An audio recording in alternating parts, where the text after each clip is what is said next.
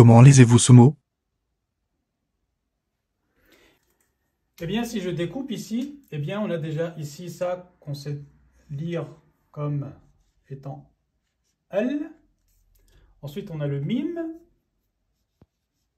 qui correspond au son du M en français. Ensuite, on a le off. Donc, c'est le son off, c'est très emphatique. Et enfin, on a le ha. Donc, le ha, c'est comme en anglais le mot hello. Donc, ha. Et donc là, ensuite, on va mettre eh bien, les voyelles qui sont en rouge. Donc, là, on a la fatha, donc c'est la voyelle A. Là, on a le soukoun, donc le soukoun, c'est l'absence de voyelle. Là, on a de nouveau la fatha. Et ça, en fait, eh bien, c'est ce qu'on appelle alif maqsoura. C'est en fait, c'est comme le alif qu'on avait vu auparavant, donc qui remonte.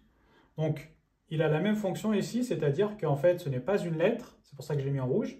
Il est uniquement ici pour eh bien, allonger la voyelle A. Donc, on ne dit pas ha, on va dire ha.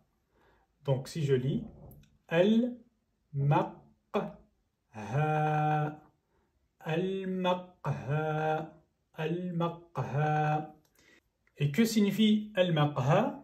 Eh bien, c'est le café.